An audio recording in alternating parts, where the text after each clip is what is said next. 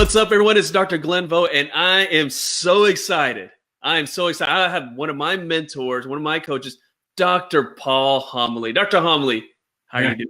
Yeah, Glenn, I'm excited too. You and I have been threatening to do this with each other since we first met. I think it was on the ship at the sea or the seminars at the Smiles at Sea with Elijah. So thanks for this. I look forward to talking to you about case acceptance and seeing what I can do to help you and everybody else who's on this Facebook Live call to do better with case acceptance. That's why we're here. Absolutely, absolutely. I'm super happy to have Dr. Homily on here. You know, one of the biggest things is everyone knows Dr. Homily as one of the premier speaking coaches. But you know what? He was a dentist. He is a dentist, but he was practicing just like us, grinding all the time. Yeah. And, you know, in the beginning, you know, Dr. Homily, when I've listened to some of your presentations, especially this presentation about making it easy for patients to say yes, you were very honest. And you told us in the beginning, you weren't that good. You weren't that good at case acceptance. None of us were that good at case acceptance. Come on, you think about it, Glenn. We come out of dental school. Dental school does more to screw us up in terms of building relationships with people than anything else. Typically, we're pretty good with people before we go to dental school when you think about it. But dental school just kind of squeezes our brain and teaches us to say things like mesial and contralateral and pterygoid. Patients don't get that. And consequently, when we leave dental school and go into private practice, we start talking to patients about increasing their vertical dimensions so we can accommodate crown root ratios in the posterior teeth.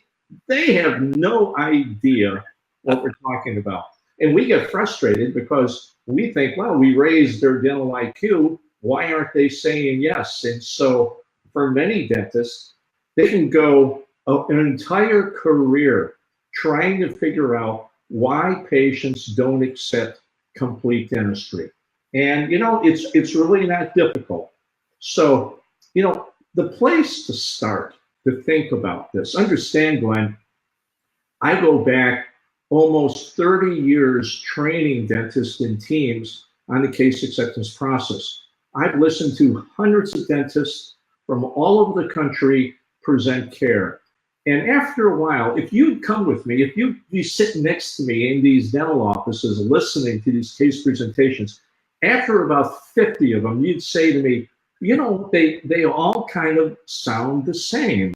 Here's how they sound. They sound, well, Glenn, as if you were the patient, like I'm the doctor and you're the patient, right? It sounds like this. Well, Glenn, I've had a chance to look at your teeth now, and you've got these problems. Now you've got and then I would tell you what the problems were in technical jargon. And the way you got these problems is this, this, and this. Now, I'm going to recommend a couple things. You're going to need 3 crowns. You're going to need 2 root canals. You're going to need a cleaning. You're going to need. And at the end of that, you're going to need kind of stuff. Then it's, of course, you've got some choices and options. We can do option number 1, option number 2, option number 3. And by now, Glenn, what is the patient thinking? Well, what's the patient experience like after all this? Oh, they're just sitting there. They're probably overwhelmed, number one. Right. And they're probably confused because you use all these terms that they didn't understand. And they're probably ready to just run out of there. Right. Well, and how do we look at it? We look at it as, well, we're raising the patient's dental IQ. Well, after teaching this for 10 years, it finally struck me that there is a real limiting belief. There's a belief that dentists have in their head that gets in the way. And here's the belief, Glenn. The belief is that we need to teach our patients how we're going to fix their teeth. We believe that's true. The fact of the matter is that we don't need to teach our patients how we're going to fix their teeth. There's really 2 things that we need to understand about patients. Number 1, we need to understand what behavioral benefit they're looking for. Why do they want to get their teeth fixed, as opposed to telling them how we're going to fix the teeth? And the second thing that we need to understand about patients is how this dental care needs to fit into their life. So it's behavioral benefit, what's in it for me, and how it's going to fit within my life. Now, Let's take you, for example. Let's just say you're in your early 50s and you come into the dental practice and you've got some dark composite fillings across your front teeth, you got a couple missing teeth in back, you got a little bit of perio. You haven't been to the dentist for a while. You're a normal person, right? And you come in, and typically what happens is that new patients come in. First thing that happens is they get a bunch of x-rays and they get their teeth cleaned. Hygienist does kind of a cursory exam. She rings the bell. Doctor comes in, blesses the event, runs out, and then somebody presents a treatment plan. Now, I'll tell you, that process right there probably is okay for patients who need modest care. You know, if they've got a couple fillings and cleaning and maybe a crown or two, and that's going to be okay. You know, that process is, here's your problem, and here's what we can do, and here's how much it will cost, and away you go. And that's okay for starters. And if you're a dentist and you're in your first couple years in practice, that's the boat you're in. But what I hear from dentists, especially now, especially in the last 5 years, has been, boy, how do I pay off my student debt? Oh yeah. How do I get out of this whole trap that the insurance companies have me in, right? Well, the answer to both of those questions is to start doing dentistry that is more complex, higher fees, more complexity. Because you see, the more complex the care is, the more disability, rather, the more the conditions create life-altering events for the patient, the more the patient will appreciate and want the dentistry. Does that make sense, Glenn, what I'm saying? Absolutely. Yeah, absolutely. So now, with the complex care case, now what if you use the same case acceptance process that works with modest care patients? Here's your problems. Here's how you got this way. Here's every way we can fix it. When the case is complicated, that conversation gets to be out of bounds. It gets to be too complicated for patients to listen to. And what I would say to you is that the belief that we need to teach people things, the belief that raising patients' IQ is going to be the driver of case acceptance for these complex cases is a limiting belief. And what we need to get in our heads, Glenn, is the empowering belief. The empowering belief is that in addition to educating these patients, I should say, in addition to educating these patients, what we need to do is understand these patients, give them an experience of being understood. And again, there's two things that we need to understand. One, what is the behavioral benefit? And number two, how does it fit into their life? So getting back to your example, you've got these dark fillings, you've got a couple missing teeth, right? You've got this going on. What I'm going to do is the first thing that I'll do for you when you come into the office is not x-rays, not a trip to the hygienist, none of that. I'm going to immediately sit down with you and I'm going to have a one-on-one conversation with you. And I'm going to seek to understand why you want to get your teeth fixed. So you sit in maybe a counseled area, or maybe it's an operatory, Glenn. And I'd say, well, Glenn, how can I help you today? You know, what brings you to the office? Or something like that. And you'd say, well, I don't like this, I don't like this, I don't like this. And I would get you to talk about those things that you believe in your mouth that need to be looked at. And when I get the sense that you kind of talk yourself out, then I'm going to go into understanding why you want to get these teeth fixed. I said, well, Glenn, I understand you're not happy with these front teeth. Is there something going on now that makes dental care important for you? Is there something getting in your way? Why is it important now for you? That question, or another question would be, well, Glenn, can you tell me about a time when these dark teeth get in your way? Is it something at work, or is it something personal? And that right there, Glenn, will catch patients by surprise. Why? Because dentists never ask patients why they want to get their teeth fixed. They only tell them how they want to get their teeth fixed.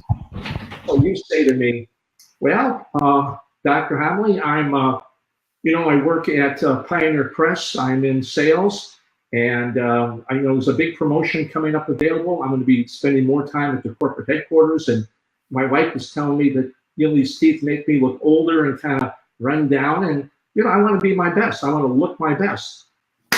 Bingo. Now, what I know, Glenn, is why you want to get your teeth fixed. That's the first piece of this. Does that make sense what I'm saying, Glenn? It makes perfect sense. Guys, I want to let you guys know that I've heard Dr. Homily talk about this very thing on the Smiles at Sea cruise, and I've talked to him at length about case presentation. I'd like to share a story that happened today, and I actually used the same technique that Dr. Homily just spoke about. I had a patient come in. He hadn't been to the dentist for about 8 years, took care of everybody else, and I sat down. I thanked him for coming in. We did a little small talk, and then I asked him, "What brings you in the office today? What's on your mind here?" And his normal answer, which everyone gives, is, "I just want my checkup and a cleaning." Right. That's everyone's answer. That's the standard answer. But then from there, you have to keep asking questions there. And I asked him, "Well, you're in sales, right? What do you do in sales? And how do you feel about your smile, when you meet people?" And he was just quiet there. He was quiet. He says, he had this dark tooth, number 8. He had endo treated. He had it endo treated when he was a kid. He was in a baseball accident. And he said, Doc, when I meet people for sales meetings, I'm wondering if they're looking at that tooth. Yes, they are. And I told him, how would you feel about not having to worry about that tooth when you go to these meetings? I said, I would love it. And that's all we talked about. And he's finally going to go ahead. And actually, we're doing a veneer case, 6 through 11, and he's super excited about it. And that's actually not the reason why he came in. He said he came in because his wife made him, and he was there for a checkup and a cleaning. Checkup and a cleaning. And Glenn, so many dentists, when they see a dark front tooth like you saw, they won't get in. They won't be curious about why it's important. They'll start talking about how to fix that tooth. Well, we can do a veneer, we can do a crown, we can do orthodontics, we can do this. They start talking about how to. So what you just did is discover the behavioral benefit of care. The behavioral benefit is different than the clinical benefit. The clinical benefit would be, for example, establishing midline, clean occlusion, sinusal plane, golden proportion, yada, yada, yada, all that stuff. The behavioral benefit is something that will alter their lifestyle. That's a big deal. The second thing that I want to learn during this initial conversation with the patient, remember, we haven't sent them to hygienists, we haven't put them in hygiene. The first thing that's happening is they're having an experience with me, the dentist. And I want to give them a sense of being understood. This is the big distinction between my work and a lot of the other processes out there for case acceptance. The next thing I'm going to do is I'm going to start talking to you, Glenn, about your life. I'm going to look in the record and say, hey, Glenn, I see you live in Elmhurst. My brother Guy used to live in Elmhurst. Does you have family in the area? You see, and I'm going to get Glenn to start talking about his family. When he starts talking about his family, I'm going to start talking about my family. I'm going to ask Glenn about his kids. I'm going to tell him about my kids. I'm going to ask him where he went to school. I'm going to tell him where I went to school. See, the word interview comes from the French. It means to see one another. And so often, what we call the new patient interview isn't an interview at all. It's more of a grilling. When's the last time you've been to a dentist? And do you floss? And why did you leave your previous dentist? And all this stuff, all this stuff. So what I'm doing is I'm trying to establish patient readiness. We call it FIT. FIT issues. FIT issues are those things that are the current events of the patient's life that they need to fit our dentistry into. Budgets, family, travel, health, kids. The number one leading FIT issue are family issues. Get people to talk about families and then listen to what they're saying. So Glenn may say, well, yes, my boys are in high school. They're playing on the high school team. I said, really, what year in high school are? Well, they're juniors, and one's a junior, one's a senior, and they were looking at colleges. And I tell them about my kids. I tell them about my son who masqueraded as a college student for 7 years. and we have a laugh about that. I also find out that he and his wife are thinking about going to Spain to visit her brother. It's a little bit of chit chat going on, and it feels like feel good chit chat to the patient. But what we're really doing, Glenn, is we're listening to those events in their life. Now, here's why this is important. I'm going to link what's going on in their mouth to what's going on in their life. Here's what's going on in their mouth. Glenn wants to have great looking teeth because he's got this promotion going up. Glenn's got a couple boys in high school that are going to college, and he and his wife are thinking about going to Spain. Now, I get that done. So now I know the behavioral benefit he's looking for. I have a good idea about his current events, his life events, significant life events that he needs to fit his dentistry into. Now, we take x-rays and we do the exam and you do stuff that you normally do. Now I sit down with Glenn and now I'm ready to present care. We don't call it a case presentation. It's the wrong label. Presentation is a monologue, Glenn. What we want to have is a dialogue. So we're going to call it a case conversation. Case conversation. Case conversation, sure. And get your whole team to say that, because when you look at this process of presenting care as a conversation, what happens is that you get away from this one-way dialogue kind of stuff. Here's what you need, that kind of stuff. And it gets to be more of an invitation to care. So what I'm going to do right now, Glenn, I'm going to present you a plan of care. We're going to have a case conversation. So I'm done with your exam. We've taken the x-rays. We've done a bunch of photographs. I may have you in a consultation area, or I may do this in an operatory. If I've taken photographs are great to show patients, right? You can illustrate what you're talking about. And so now what I'm going to do is I'm going to say, well, Glenn, the first thing I see is, these dark front teeth. And I know that your prime interest is looking great for that job interview. I've done cases like yours many times, and I'm confident that we can get you feeling good about your teeth. We do it all the time. Now, the second thing that I know that you're concerned about is that sore tooth down there. You mentioned that to me, and what we'll do is that artificial enamel that we would use on the front teeth, we would use something very similar to that on the back tooth. The last thing I want to talk to you about, Glenn, is something that you've told me that you're not concerned about. You see, during the exam, I'm going to digress a little bit here, Glenn. During the exam, is I find conditions, I'm going to call those conditions out to my assistant for a charting, but then, Glenn, I'm going to ask you as the patient, say, Glenn, I see you've got this missing tooth over here. Does that bother you at all? Is that a problem for you? And for example, you may say, oh, no, not. It's been gone for years and it doesn't show when I smile, and I chew fine. I would say, I understand.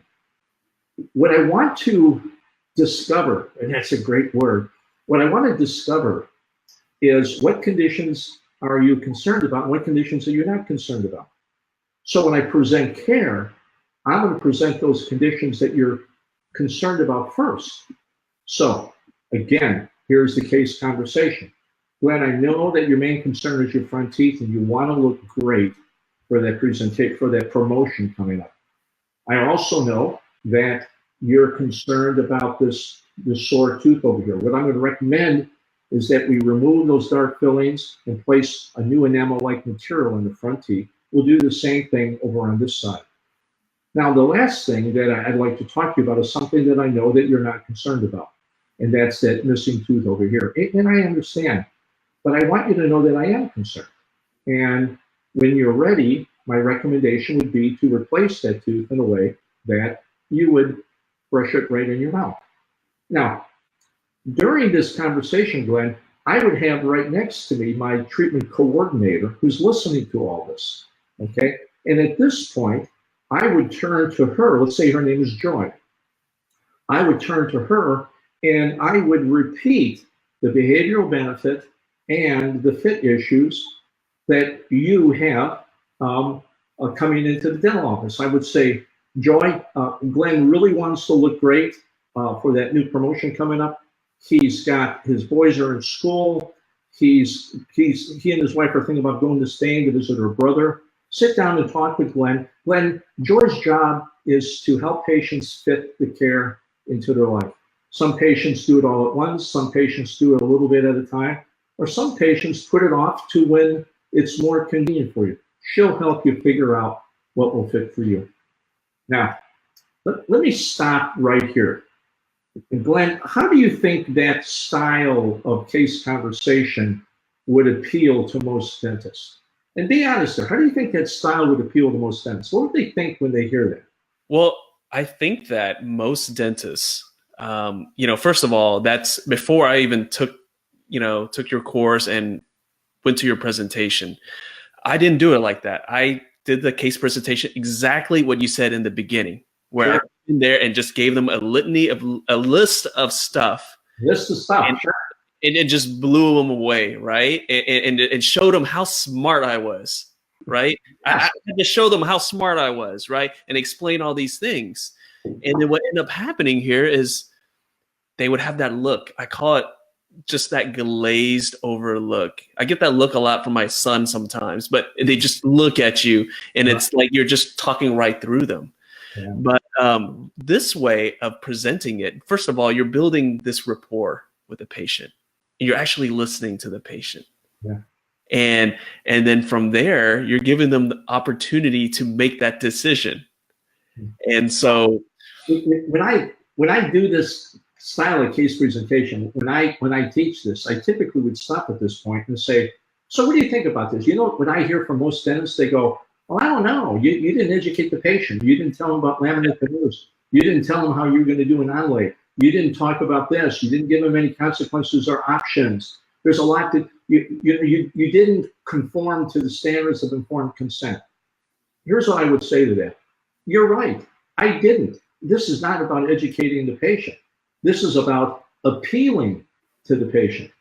So when I ask dentists, how does this style of case conversation appeal to you? They go, oh, I don't know. Well, here's the second question I ask.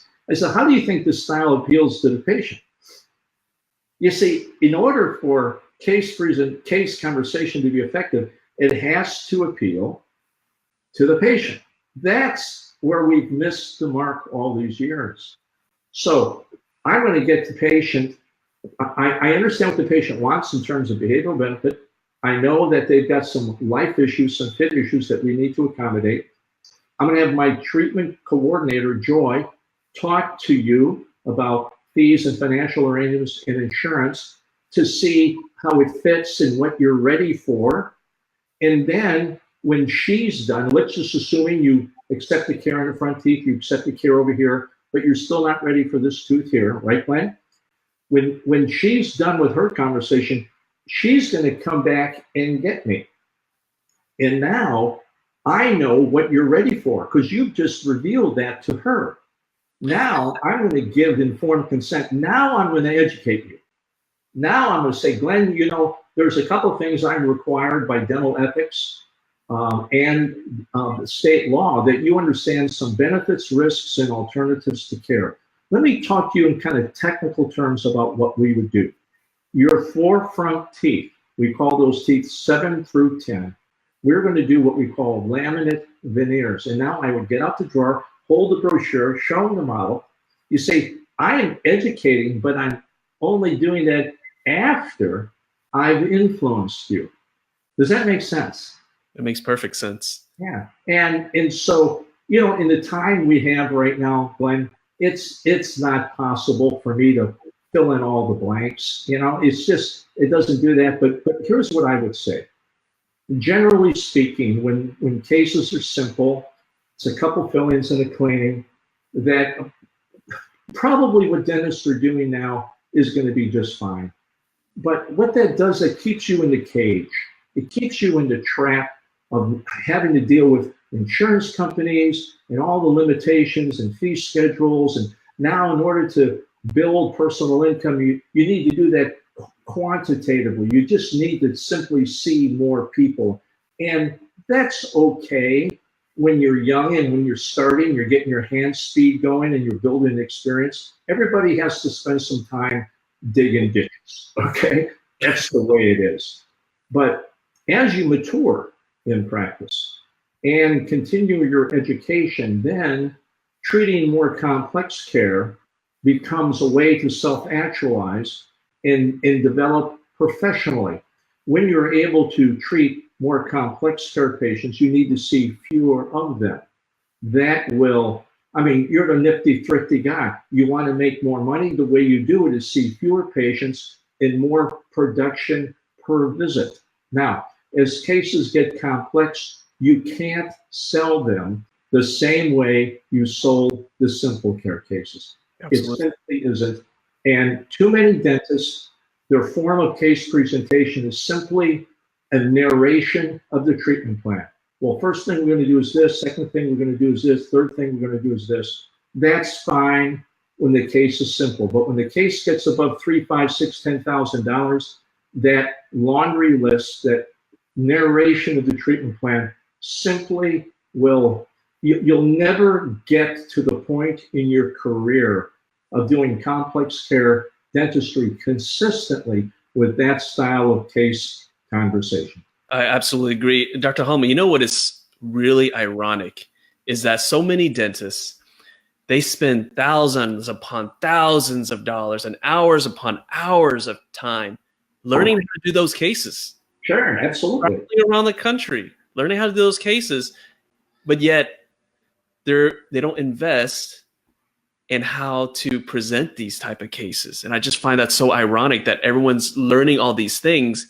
They just can't get the patients to do it. They can't get the patients to allow them to help them. Yeah, well, that's the whole mindset. We talked about that earlier. They believe when they run off to the Dawson Center or the Pankey or Spear or wherever, and they come back, they're just all filled with this new stuff.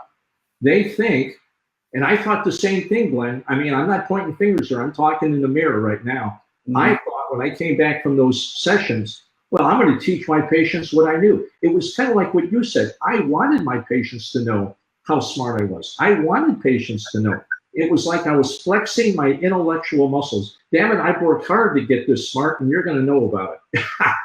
That kind of thing. And you know what? That's not wrong. It's not wrong, but understand that that attitude is limiting. And when dentists become ready to break away from the limitations of insurance, when dentists become ready to stop killing themselves by seeing so many patients in a day just to build their income. And you know what, with young dentists, you've got what? A lot of debt. Plus, as you age, you're going to increase your domestic overhead. You're going to do things like getting married and having kids and building houses and buying boats and doing outrageous things. And you know what?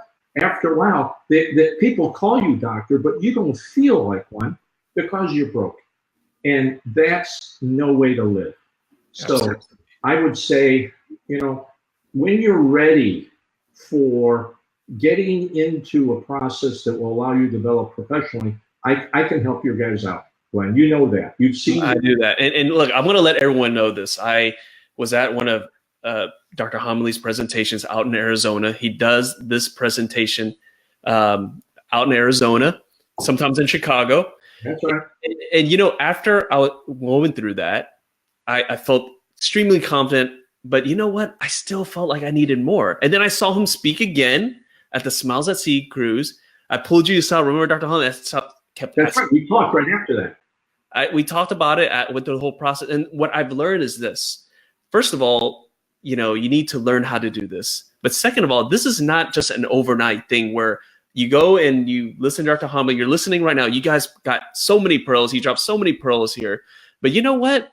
You're not going to know this right away. You're going to have to practice it. You're going to have to keep learning. You're going to have to keep asking questions. And I told Dr. Halme the last time we met, I said, Dr. Halme, first of all, I love flying out to Arizona. I go that all the time for all these courses, but sometimes people can't go out there with their family or whatnot or their situation. I said, there's got to be a way, Dr. Halme, that for you to help more people. So I kind of put the seed in his head. Dr. Anissa Holmes and myself, we put the seed in Dr. Halme's head. We said, look, we need you to do some kind of online. And you're like, okay, I'll think about it. I saw you again and said, Dr. Halme, you know what? I went through your course, but you know, I still have all these questions. You know, wouldn't it be great if you had something where you can learn from the comfort of your own home, but still have the opportunity to just brainstorm with other like-minded people who are going through the same thing? And I'll tell you what, after bugging and being super persistent, remember I started this whole thing about being persistent. And after all this, Dr. Homily, you finally have developed something to really help these docs out. Tell us about it. Yay, I did it. I did it. Yes, you did bug me. And this was on my case, as several other people. Understand, Glenn, that, you know, my development as a thought leader in this goes back pre-internet. I mean, we had no email. There were no websites. It was not possible for us to do what we're doing right now.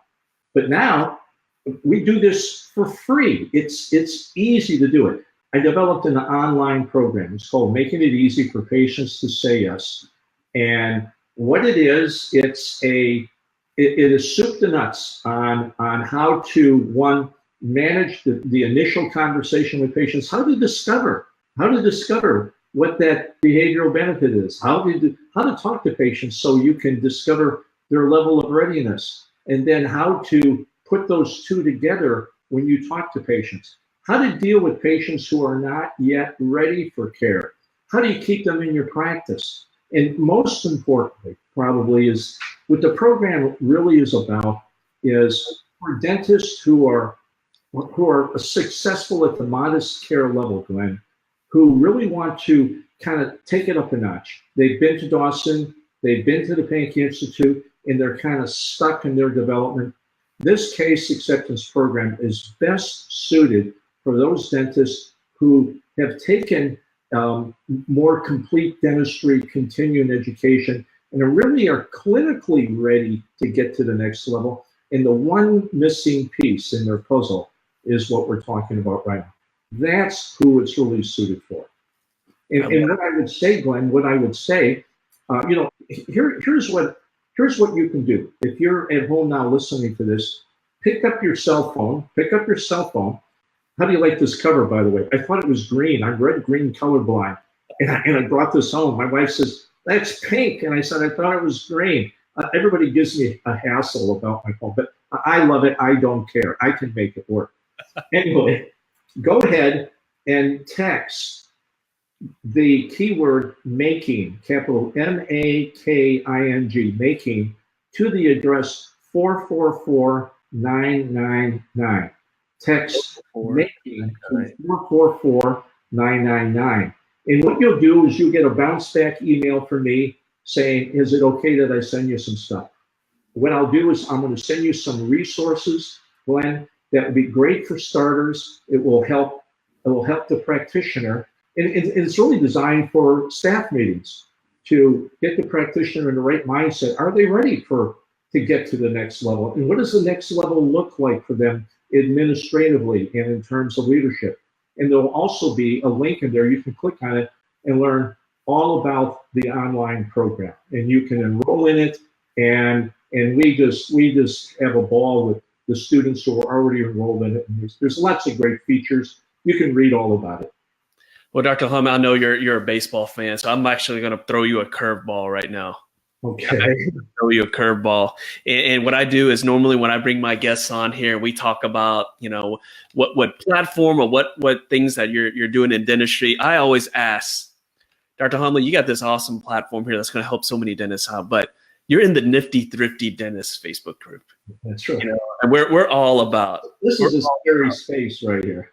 We're all about just helping dentists, you know, just get to the next level, helping them save money. And so thank you so much for supporting us. And could you give us a nifty deal, a special discount for the members of Nifty Thrifty Dentists for this online platform? I'd love to, Glenn, you know, for a couple of reasons. Number one, I know what will work. I don't make a product offering or a service offering until I know it's well-baked and it worked well. Understand that I've been under the radar with this for over a year.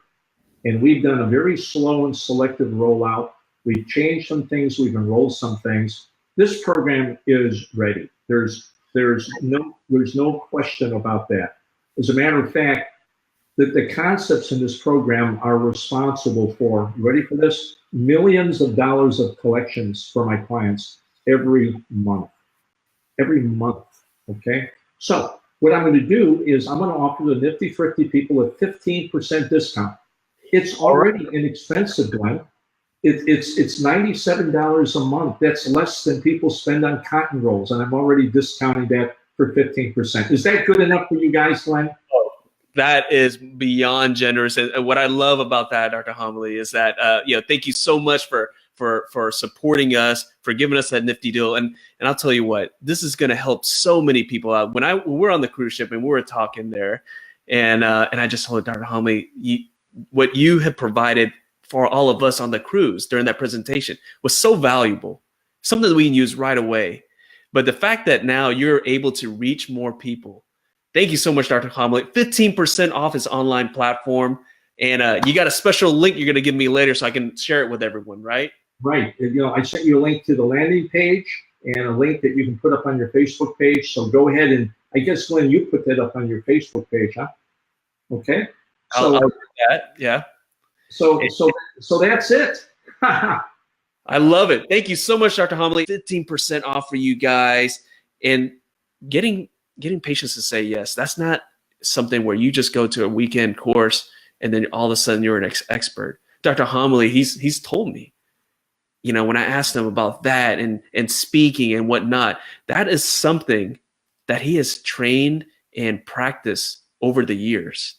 And by providing this platform, this is giving you all the opportunity to learn it and to practice and to get better, throughout the year. So Dr. Homily, thank you so much.